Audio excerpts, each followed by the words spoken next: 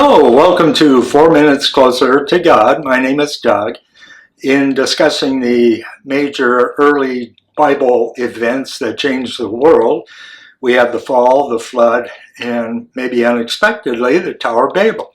So what happened in the Tower of Babel that led to this world-changing event? That's what we want to discuss now. And so in the Bible it says, Genesis 11:1, the whole earth had one language, and we understand that to have been Hebrew. And they, on the east of Shinar, said, "Westward ho, and let's go over there and build a city and a tower whose tops might reach into heaven. And there let us make a name for ourselves, lest we be scattered abroad across the face of the earth."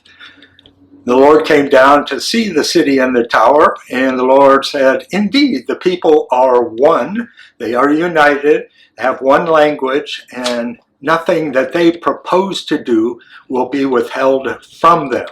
So the concourse of minds working together, being able to speak the same language, would be able to develop a lot of scientific programs, engineering things that could be considered a marvel even in our day.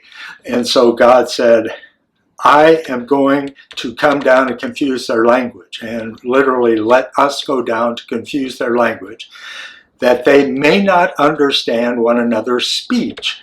So the Lord scattered them abroad from there over the face of the earth. And the place was called Babel because it sounds like the word confuse. And so he confused their languages and spread them across the earth. And so this event then led to what we call the Deuteronomy 32 worldview. Deuteronomy 32, 8 and 9 says, "The Most High divided the inheritance among the nations, and he separated the sons of Adam." So everybody was separated into these, what are known as 70 nation groups, and he set the boundaries of the people, first doing that by way of language, and according to the number of the sons of God. Well, your Bible may say children of Israel, but Israel wasn't a place or a people by that time.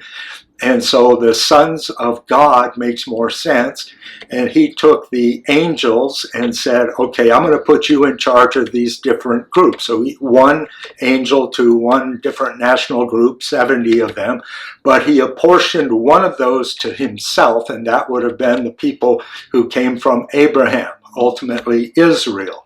And so Israel was then supposed to share the good news of God across the world and bring back the scattered tribes and nations back to God. And so we get a similar idea from Psalm 82, where God stands in the congregation of the mighty ones. He judges among the gods.